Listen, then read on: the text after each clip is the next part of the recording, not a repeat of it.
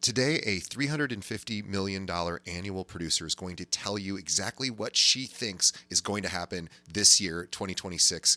And trust me, she's usually right. Stay tuned. This episode of Keeping It Real is brought to you by Real Geeks. How many homes are you going to sell this year? Do you have the right tools? Is your website turning soft leads into interested buyers? Are you spending money on leads that aren't converting? Well, Real Geeks is your solution. Find out why agents across the country choose Real Geeks as their technology partner. Real Geeks was created by an agent for agents. They pride themselves on delivering a sales and marketing solution so that you can easily generate more business. Their agent websites are fast and built for lead conversion with a smooth search experience for your visitors. Real Geeks also includes an easy-to-use agent CRM. So once a lead signs up on your website, you can track their interest and have great follow-up conversations. Real Geeks is loaded with a ton of marketing tools to nurture your leads and increase brand awareness. Visit realgeeks.com/keepingitrealpod and find out why realtors come to Real Geeks to generate more business. Again, visit realgeeks.com/keepingitrealpod. And now, onto our show. Today's episode is brought to you by Corded.io. Are you looking for agents to join your brokerage or team? Now, as a real estate recruiter, I can tell you the answer is always yes. But most agents aren't looking to move right now. So how do you know who to contact? Well, what if I were to tell you there's a recruiting and retention tool powered by artificial intelligence that shows you exactly which agents in your local market are looking to leave their brokerage right now, and which agents at your own firm are also looking to leave you? Now, I've been recruiting realtors for 15 years and I've hired over 2,000 agents. I can tell you with no exaggeration, this is the tool I've been waiting for. Corded's AI looks for trends across dozens of variables for each agent in your market and shows you which agents they believe are likely to move. Not only does it do that, but Corded's AI went and visited my recruiting website and read everything I offer. So now when I'm recruiting, Corded's AI tells me exactly what to say based on that agent's needs and what my brokerage can offer. It even writes emails for me. I've never seen anything like it, and I use it every single day. Now, if you are looking to grow your brokerage, Corded.io is the best tool out there. Visit Corded.io to schedule a demo. Again, that's Corded.io. And now, onto the show.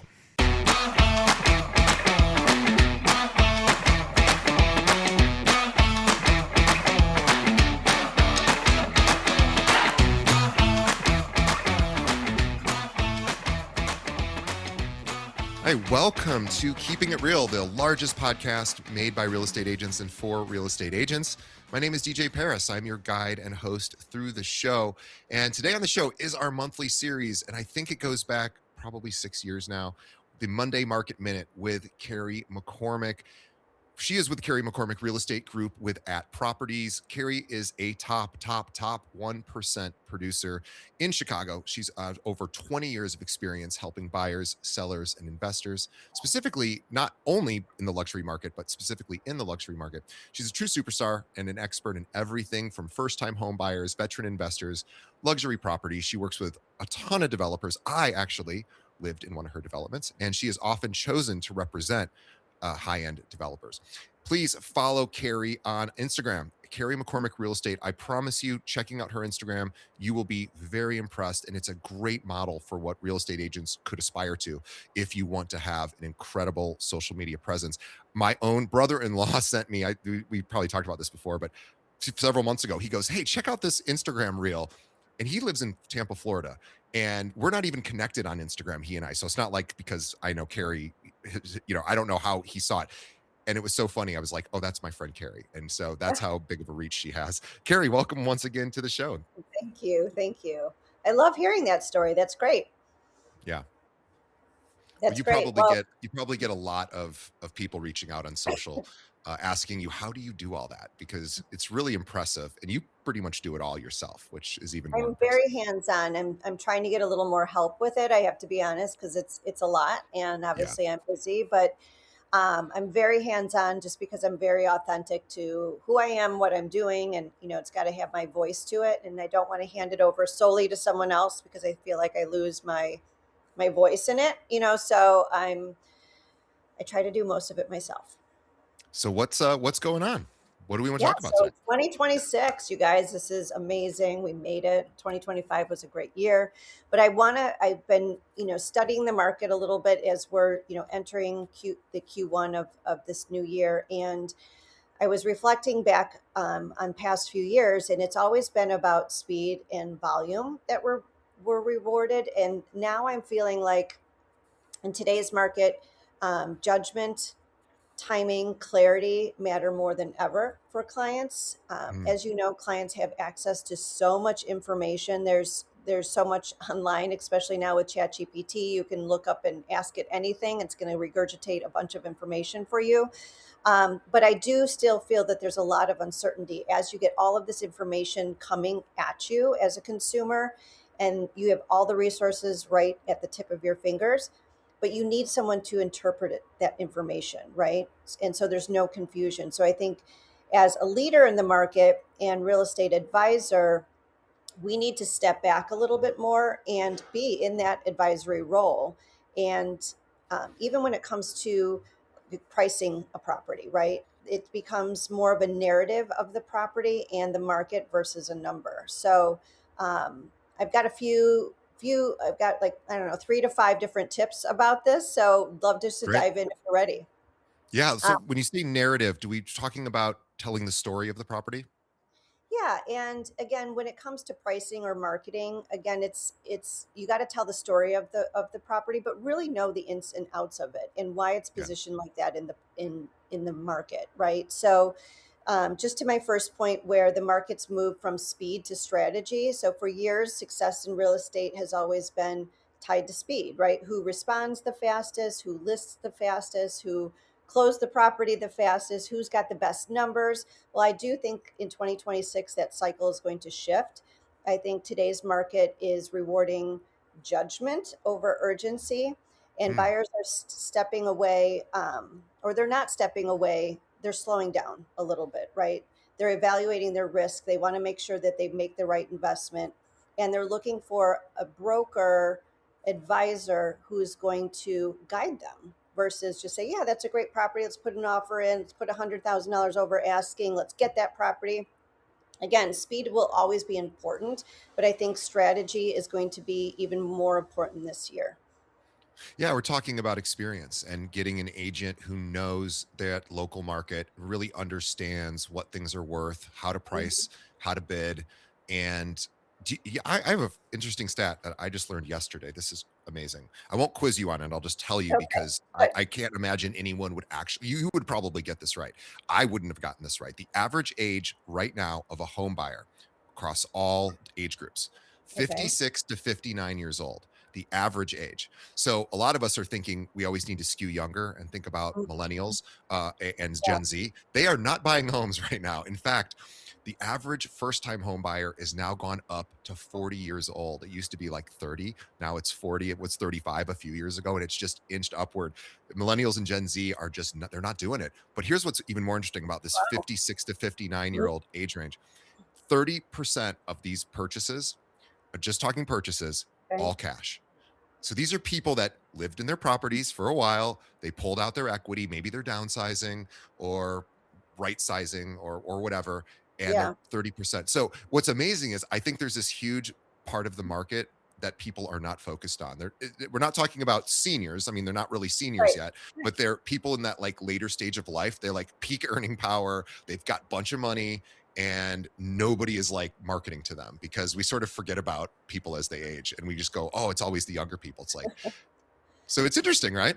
No, that is interesting. I was just kind of reflecting on my buyers now, and it is a little bit of a mix, but I would say, going back into 2025, a lot of my clients were between 40 and 60, so I think you're Yeah. spot on. And I think that'll continue as well. So I think I probably would have failed that one, DJ. that question. I probably would have failed Well, it. that's why I brought it up because I thought, what I was thinking is everybody should go join a pickleball league because that is where these people are. They are all playing pickleball, and they go sponsor a pickleball team. And if you need to meet these people, or go but get into country clubs. They go to country clubs too. They go to church. These are Yeah. people that go out. They go to plays. They go to the symphony. They go out and do cultural Yeah. stuff. They're not hanging out online. They're on Facebook. They're not really scrolling Instagram and TikTok all that much. That's not them. They're Facebook people, but they're out in the community. So you have to go out in the community, I think, to find these people. So get out and get face to face with people. I think Yeah. though, no matter, what era we're in, I think that's always been a good learning lesson for me. I look back to my early, years in real estate, and, networking will never fail you, right? Get in front of people, build that connection. I was just talking about this the other day with someone of, especially a younger generation being on their phones all the time, and, being able to text and DM and whatever that communication is. But the ability to get out and communicate, meet people face to face, look people in the eyes, share an experience with them. I mean, that is like you said, pickleball. Share a game with them, share some sort of experience that just puts you on a different level of a relationship with someone. Yeah. Oh, mahjong too. That's another big one. Mahjong and pickleball. That's what everybody's doing these Those are the days. two things I'm not good at. I have to find something Me I'm neither. good at. I'll go watch it. That's about all I'll do. That's it. So Yeah, yeah. So 2026 too, just to step back into it, I think pricing. I talked a little bit about that. I mentioned the storytelling. I think it's now a narrative. It's not a number. So I think pricing today is less about just picking the number and more about defending a position of pricing. Mm, Buyers aren't rejecting homes; they reject uncertainty. When they don't feel good about something, when there's a lack of information, whatever it is, they just reject the uncertainty of it. And when pricing a home, a property, when pricing lacks logic or strategy, the momentum of that home definitely stalls quickly. The most effective agents present pricing as a story, right? So it's yeah. it's supported by data, timing, a clear marketing plan as well, and then overpricing a property. And I've got a few of those in my arsenal. It's a tough one. Again, consumers are extremely smart. They're working with brokers that are advising them, and you've got to hit the pricing on the nose in 2026. I think that's important. Yeah, I'll tell you a story about I got my current place. The reason I got my current place was the previous bidder from like a month before backed out. And so I said, "Oh, that's interesting. Why did they back out?" Because that I just wanted to know, is there something I'm missing? And they said, "Well, it's a three unit building. So it's a Yeah. small building, HOA, they just self-manage." Well, they never took meeting notes. And so what happened was all of a sudden the assessments got really, they dwindled, and there was like hardly any assessments. That doesn't look good, and no meeting notes also doesn't look good. So at its face value, you're like, oh, something got really screwed up here. Yeah. But instead of me just assuming that that's true, I said there's probably a story here, and it probably is a reasonable story. Let me contact the HOA and just find out what happened. And they go, oh, there's nothing wrong with our thing. What happened was the person that was paying the bills was just auto paying everything, didn't notice for like 5 years that our premiums were going up. And so we were all underpaying our assessments. We didn't know it. And all of a sudden it just kind of dwindled our reserves. But our roof's brand new. All of our appliances are brand new within the last 5 years. I promise you, she's like, there's nothing wrong. Like, we are all nice people. We pay our bills. We just were paying less. He goes, we actually had to double our assessments because we were only each paying like $200, which is Wow. crazy low. Yeah. So, Wow. so when you actually heard the story, that thankfully the listing agent was also able to share with me, he's like, please do not let this freak you out. I promise you, there is nothing wrong here. And all of a sudden I was like, oh, there is nothing wrong here. Yeah. But at face value, if you just looked at it, you would go, oh, something bad happened. And that's where the storytelling comes in. And that's where these really great agents who go, any competent attorney would say there's something wrong here, and maybe they wouldn't even investigate. They would just say move on to another property. But I went in and investigated. I talked to the listing agent. He's like, trust me, everything's good. And I moved in and everything's good. So Good. yeah. There's always stories, right? And these Mhm. stories we learn from. And actually that brings me to my last point is brand and reputation matter more than volume in this market, right? As real estate agents, obviously we want to achieve high volume. Again, at the beginning, I was talking about speed and execution, but I do think that this market is unforgiving for sloppy execution, and clients are paying more and more attention to who they trust, right? So again, they're buying, selling a home. It's a big investment. They don't want anything, super flashy. They don't want the lip service. They want advice. They want trust. And I think that the high performers in the market, these high net worth clients, they're being more selective of who they work with now. And when building a brand as a real estate agent, and I've worked on this for years, it is about visibility and having the attention, right? And that comes from social, that comes from the ads that we produce, it comes from the networking, being present in public. It's about consistency. It's also providing discretion to our clients, and of course the results. So reputation is such an important aspect of our jobs that we have to protect, of how we look in public, not physically, but how we act and how we talk and how we represent our clients. It's it's it's a long game, meaning you've got to protect your reputation and always do the right thing.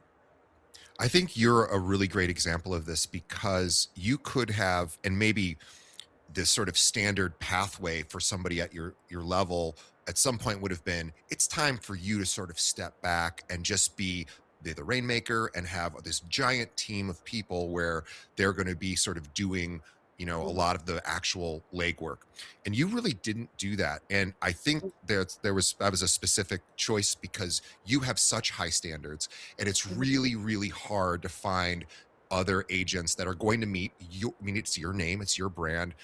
They're not going to work as hard as you are, even the best possible agents, because it's your brand. And you sort of realize that. I thought that was really smart because you control every aspect of your brand. And I think that is really, it's a lot of responsibility. Obviously, you work really hard to do it, but it's served you super well. When Yeah. people know when they work with you, they get you, and you're answering the phone and you're posting on social media and you're doing all the hard stuff. And it means you're a very busy person, but it also means that your clients know who they're working with. And I think there aren't a ton of agents at your level who sort of do it your way. And I imagine that must have been a conscious decision. It was, I think early on, as my business grew, there kind of was a point where I had to think of, I last year was a banner year for me, and my bandwidth was stretched, to some degree. But I've hired so many support, I hate saying staff, but support, team members that help me support being in the field. And I feel very fortunate just to have some of the best people supporting me and, helping me build and grow my team. So I think, having the right people in place is important. But yes, I never let go of control, and I don't think I ever will. I tried for a little bit, but it doesn't work with me. Yeah, well, it's when you are working at the space you're working, people are hiring you for you, and Right. that is a really powerful experience, and it's the reason why you've been so successful. So there's a lot of ways to build a business, and you have built it a very specific way, very unique way, and that's, I think, something that even sometimes goes against some of the more traditional, this is how you build a real estate practice. You scale, and you've scaled, and you do have people on your staff, you do have team members, and you do have that assistance, Yeah. but you are really still kind of the face and the main person that people talk to. And I think that's a really important, you've protected your brand, and I think that's something Yeah. that doesn't often get talked about, is how to protect one's brand as they go up. And you've done it for 20 plus years. Amazing. A long time. Well, I think, what do we think for the spring market? Do you have any, again, nobody's got a crystal ball, but what, you've been around, doing this for decades. What do you think the spring market's going to look like? I think it's going to be bonkers, if that's a technical term. I think Chicago is positioned very well this year. We're seeing a lot of people come back to the city. We're seeing a lot of people re-engage in our downtown markets. I'm so busy right now, and we've got a lot of buyers out there looking. We've got a lot of sellers a little bit on the fence of where they're going, but, prepping and preparing to put their homes on the market. So my forecast, as long as there's no big world issues that happen, that we don't know about that's coming down the pipeline, but as long as everyone behaves nicely in the world, I think we're positioned to have a great year, 2026. And my last thought is for 2026, my closing thought will say is the market in 2026 isn't about being louder. It's not about being faster. It's going to be, for a broker, is about being clear, being calm, and being very precise. I think agents who lead that are going to be the agents that people trust, that they're going to put, their trust and hope into that agent that they're going to find and sell their home. I always say tell the truth to your clients, guide the decisions with confidence, and even if the message is uncomfortable, that's our job, is to be advisor and lead our clients down the right path. Yeah, and you study the market a lot too, and a lot of that expertise comes from obviously experience, but also staying on top of everything that's going on in your chosen market. And you do that. You know what's out there, what's available. You know the price points. You know how long places are staying, and right now rates have dropped quite a bit, or at least to some sort of degree that people are a little bit happier with, Yeah, and so there is a lot of opportunity. But I think you're right. I think now with AI, people can get information a lot more quickly, and they really do. There's gonna be a flight to experience. I think it's yeah, just gonna be who's the most experienced agent, because they can get most everything else on ChatGPT. Like they it's just can. all there. As much as I hate to say it, it's all there. And even pricing strategy, you can get it on ChatGPT. Now, is it a good pricing strategy? That's where the experienced agent will be like, that's either a good idea I or here's have a better tested idea. it out. I've done my own analysis, and then I'll plug, my data into chat just to see if it comes up with the same. It's kind of like my checkpoint. Yeah, And it's interesting. um, we have a good relationship because we're pretty in line with each other. Yeah, And sometimes it does bring up points of of a property like an outlier, and it helps me think through things. It's like having a little personal assistant with me all the yeah. time. I don't rely 100% on it, but it definitely has been a good tool just to help evaluate, especially complex situations, or properties that are very unique. It kind of gives a different perspective, so I love it. I think too, like as somebody who just went through selling and buying, and Mhm. I did it myself, and I shouldn't have, because the truth is, I only did it to save on the commissions, but I really relied upon all my friends in the business to help me because I didn't know what I was doing. And the truth is, I absolutely understand now why agents are paid what they're paid, because the emotional regulation part of it, like you were saying, staying calm, like I wasn't staying calm. I didn't know what was going on. I didn't know what this and that meant, and I Right. would just be getting these updates from the people, either I was bidding or people were bidding on my place, and I didn't know what to do. And I just knew what the offer said and what the offer I was making, but I didn't know how to interpret a lot of that information, and ChatGPT really wouldn't have been able to do that for me. And Mhm. so I appreciated the people that gave me help during that time, especially. And again, I always think, like, if you're not reaching out to the agent on the other side of the deal and really figuring out a way to get this deal closed, Right. like, you're missing out, because that is how I got both of my deals Yeah. ultimately closed. I reached across the aisle and I was like, I truthfully do not totally know what I'm doing. I am going on. I need your help. I won't mention the agents' names, but I need your help. These two agents, can you help me do this? And they were like, oh, totally. This is what we'll do. And they were both honest. They were both ethical, thank goodness. And they helped me in ways that I couldn't have imagined. And it's like, people, I think, forget that. A lot of times think of it as an adversarial sort of position. It's like, I did not have that experience.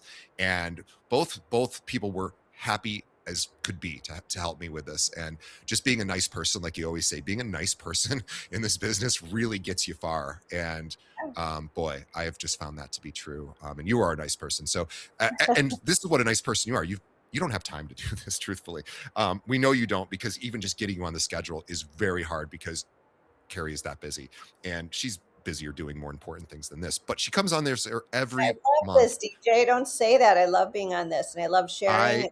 you know. I feel so grateful for you because you come on here. You are somebody that is very important to this show, and people listen because you are on it. So thank you, especially just to sort of make a quick plug.